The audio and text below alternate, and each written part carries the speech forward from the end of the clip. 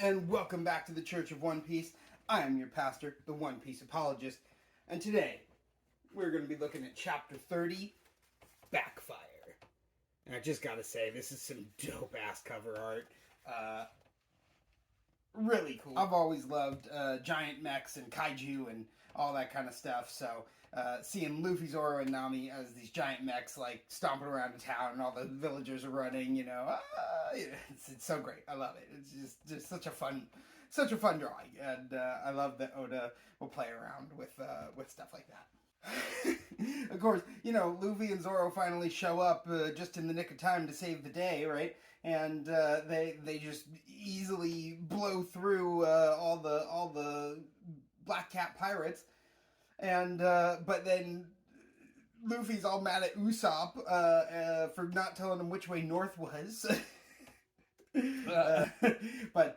So that's really your bad, Luffy, but for whatever reason he is upset with Usopp for it, and then Zoro, though, he's upset with Nami for pulling him down the oily hill rather than her sliding down the oily hill. That one feels a little more warranted. Yeah, Nami, you did kind of leave the powerful fighter behind so that you could go and save the treasure, but you didn't even really have the capability to save the treasure that well. So you ended up just kind of getting yourself and Usopp a little bit messed up, right? What wasn't the best, most selfless decision there, Nami, but she's working on it. I have faith that she'll get better.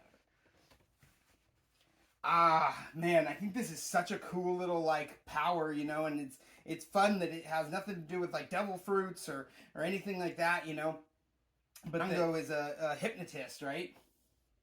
And so he, will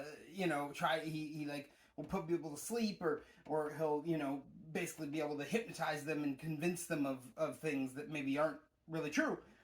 And I love how he then, uses that, it's just such a fun, kind of manga anime concept to use that and have them go, oh yeah, 1, 2, Jungo! Boom! And then, all the Black Cat pirates are suddenly, much stronger and their wounds are healed or whatever, and he's just able to do this thing. And I kind of always looked at it as, the crew will get hypnotized into, thinking they're stronger, into thinking their wounds are all healed, right? But it's more like when someone is, drunk or has done cocaine or something, right? They just, think they're invincible.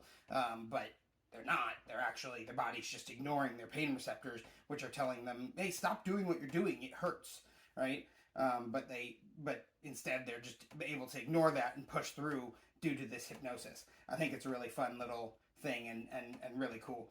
But, of course, that Black Cat pirate, hits the cliffside and there's a landslide. Everything comes falling down and Zoro and Usopp and Nami say they're impressed. They're like, whoa, that's some strength. But Zoro's still not worried. He's like, yeah, no, we can take him though. It's not a big deal. It'll be fine.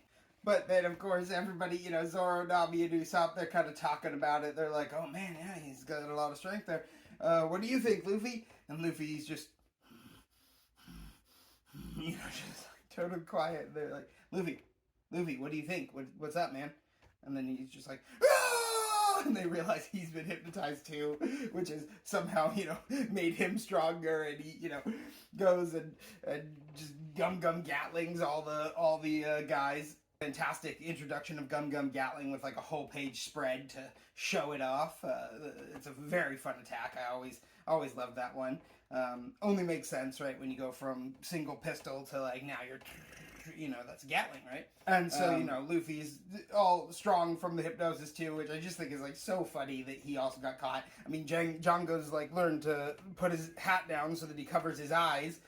So he doesn't get hypnotized, but he couldn't stop Luffy from receiving the beneficial hypnotism that he was offering to his crew, But then Luffy goes and just tries to rip the stem post off of the bow of the ship. What are you doing, Luffy? And he's just like, ah! And I guess he's gonna hit the pirates with it or something. But then Django puts him to sleep, and so he falls asleep with under the big heavy stem post. But Luffy has already beat most of the enemies with, his fantastic Gum abilities, which I guess this is kind of really Usopp's first time of seeing, Obviously, he saw him, quote unquote, survive that fall off the cliff, but he didn't realize he had survived at the time because he didn't know about the rubber.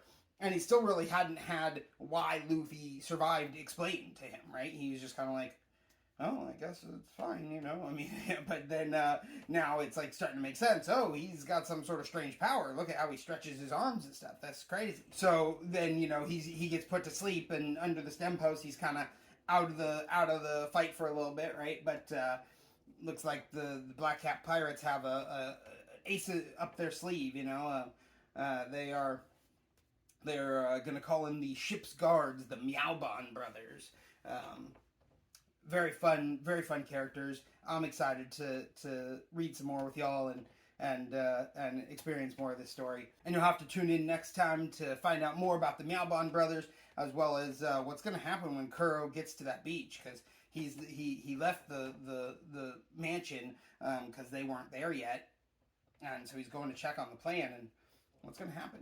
We'll have to read and find out. Well, that's going to do it for Chapter 30, Backfire. And as always, One Piece be with you.